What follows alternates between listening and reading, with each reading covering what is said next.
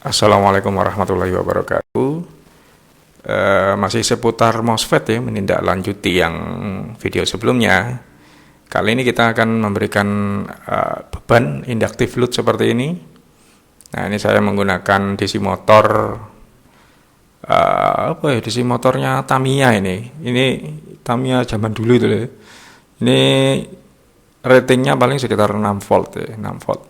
Cuman nanti saya kasih dia voltage 10, hanya saja current-nya saya bermain di sekitar mulai dari 350 mA sampai 1 ampere. Karena setahu saya ini berdasarkan informasi di Google sih, saya tidak dapat data sheet-nya yang lengkap sih. Nah, ini current-nya bisa handle sampai 1 ampere. Katanya begitu ya, tapi nanti kita coba lah. Nah, kita nanti juga akan lihat karakteristiknya di setiap frekuensi, setiap duty cycle yang kita mainkan, dan kita akan mencoba pada frekuensi rendah dan frekuensi tinggi. Pada rangkaian yang akan kita coba nanti, ini saya menggunakan YRFZ34N ya, ini MOSFET-nya. Ini jadi komposisi skematiknya ini induktif load-nya motor. Kemudian ini adalah flyback dioda flyback ya. Tujuannya supaya ketika ada overspike, ini kan pasti ada overspike ketika dia dalam kondisi off nanti ya. Nah, kita mencegah overspike itu, walaupun ini sebenarnya IRFZ34N ini punya breakdown voltage yang mungkin bisa menghandle overspike. Persoalannya adalah di sini punya kapasitansi ya. Spike-nya bisa masuk ke sini. Terkena pada BGT yang ada di sini, karena saya pasang BGT setelah NE55 ini sebagai penyedia pulse ya. Ini untuk current source supaya memastikan pulse-nya juga mempunyai current yang memadai untuk melakukan charging terhadap kapasitas gate yang ada di sini. Ya, walaupun ini insulate, tapi di sini ada tertera spesifikasi tentang charge ya, sekitar 14,3 nanocoulomb. Saya ingin memastikan dengan memasukkan 10 mA kira-kira di sini kita bisa mengambil rise time ya yang lumayan cepat ketika kita nanti bermain di frekuensi tinggi. Oke, di sini saya mengawali pada ini kita bermain di duty cycle sekitar 24,4%, terus kemudian pada frekuensi ya, sekitar 314 Hz ya. Dengan duty cycle segini ini dan frekuensi seperti ini, terus ini gate-nya, top gate-nya seperti ini di sekitar 5 volt. Jadi bisa kita lihat di sini model waveform-nya ya, ini di kaki gate seperti ini. Terus kemudian ini yang keluar pada MOSFET drain to source. Jadi sempat ada saturasi, terus kemudian ada voltage naik di sini. Ya, sekitar ini kan per divisinya 10 volt ya. Jadi ini sekitar 2, 4, 6, 8 sekitar 8 volt ya di sini berarti ya. Ada kenaikan sekitar segituan. Ada 8 volt ya. Ini saya kecurigaan saya, tuduhan saya ini mungkin back EMF yang dikeluarkan dari induktif load ini. Jadi seperti ini jalannya si DC motor ini ya, kayak keong ini. Ini kayak seperti hidup segan mati tak mau ini.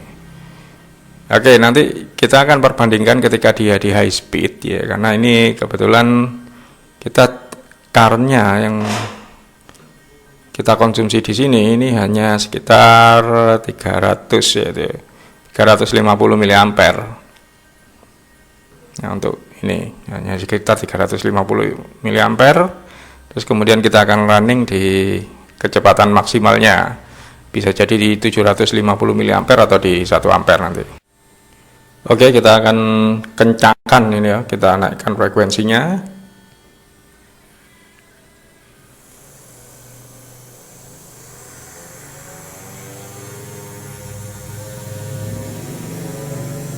Kita naikkan dia ke sekitar Ya, duty cycle 90 atau agak kita tambah sedikit aja.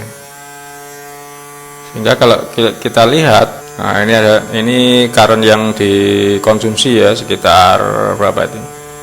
Ya 800 lah, sekitar 800 mA. Ya, kita lihat suhunya setelah running kira-kira ini sudah 1 menit ya.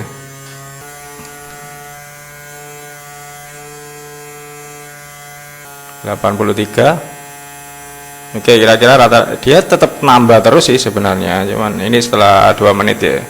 Kita akan nanti bandingkan dengan durasi yang sama pada kecepatan rendah tadi.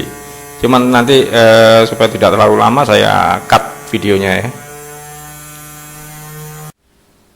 Ini akan kita runningkan selama sama sekitar 2 menit ya. Kita nyalakan dulu.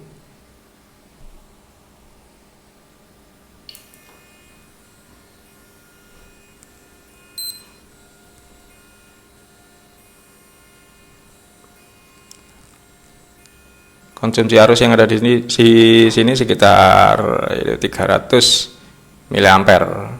2 menit setengah ini sudah. Kemudian kita akan running di sini pada ini pulse width 20 mikrosecond.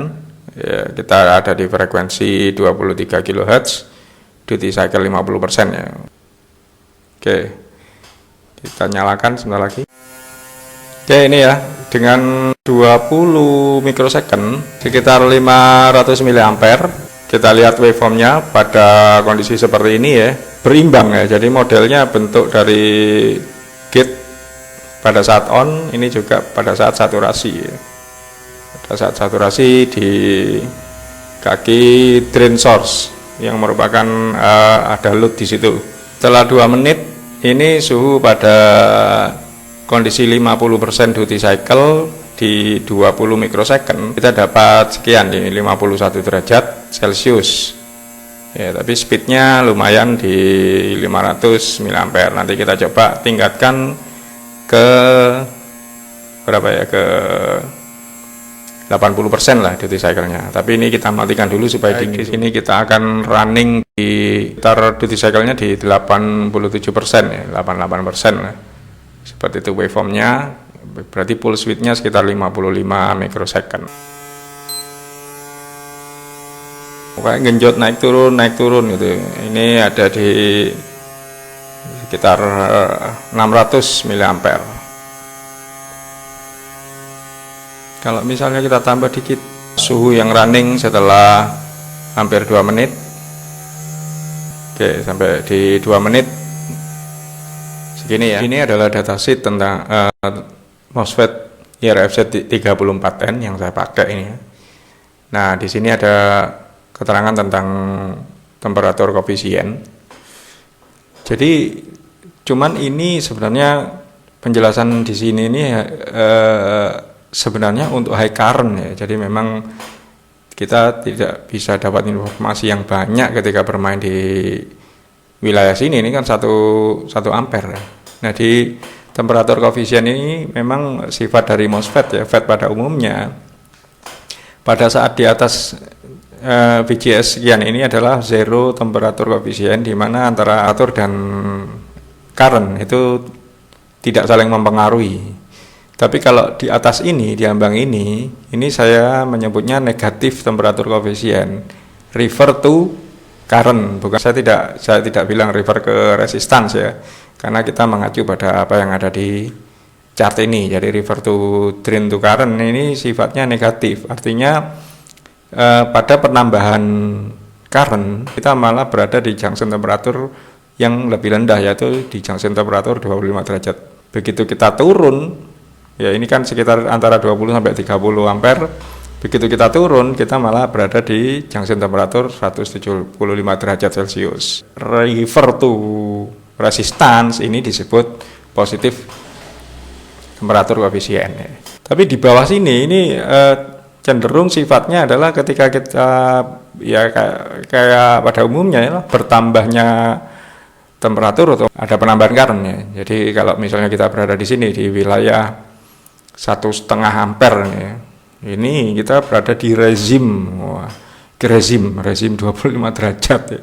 Ya, kalau kita naik di 2 ampere, 3 ini sekitar 3,5 ampere, kita berada di rezim 175 derajat. Nah, ini perhitungan untuk di atas ya 1,5 derajat. 1,5 ampere.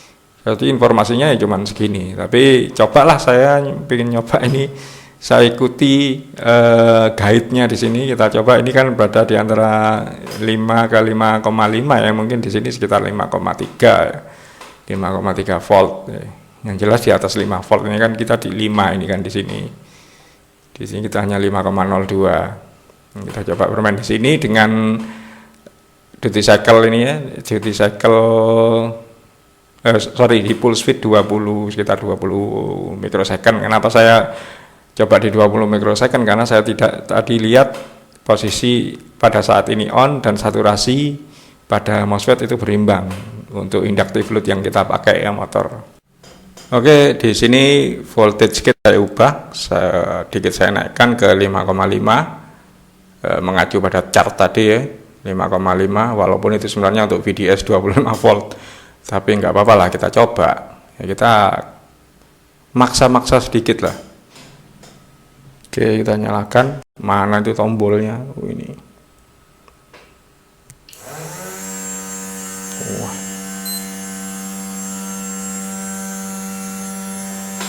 Ya, langsung menyala. Nah, ini kita bisa lihat ya. Cukup balance ya antara ini dengan ini, antara on-nya dengan saturasinya.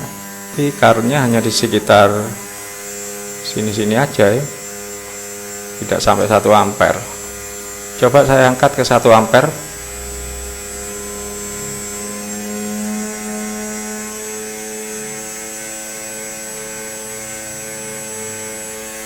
Sampai menuju 1 ampere.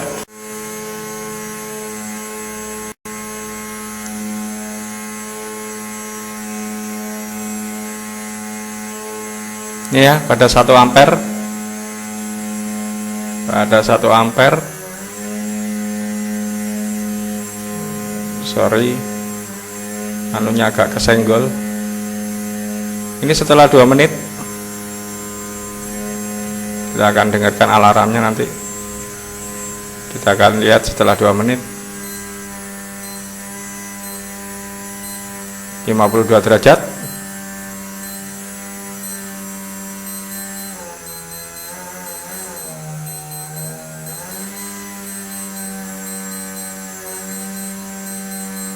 Itu DC motornya sudah mulai sambat ini. Tapi MOSFET tetap ada di 55 derajat Celcius. Ya, ini lebih dari 2 menit ini.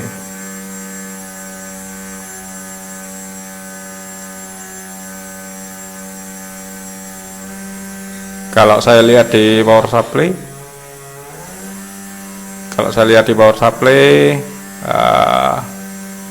tetap di 1 ampere dia. Suhu tetap ya oke, di sini 60 derajat Celcius. Setelah lebih dari 2 menit ini.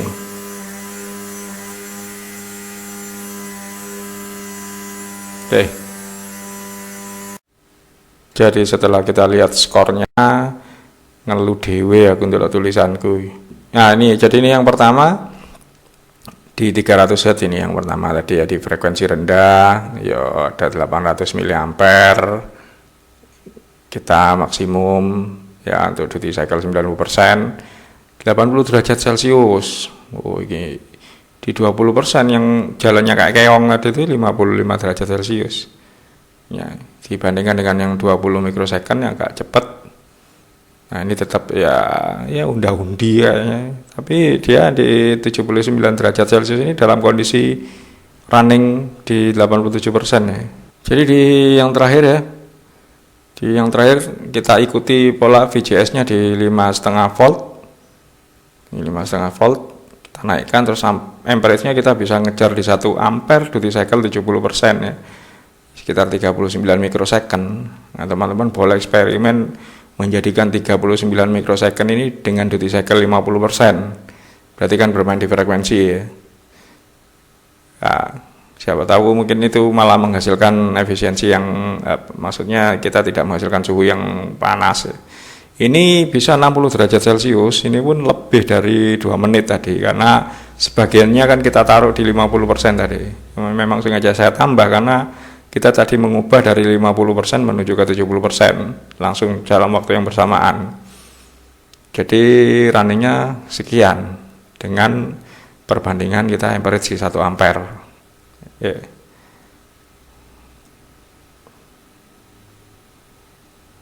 Nah, ini mungkin bisa jadi pertimbangan, konsideran kalau mau mengatur MOSFET untuk misalnya ya untuk DC control kayak gini, controller untuk DC motor ya.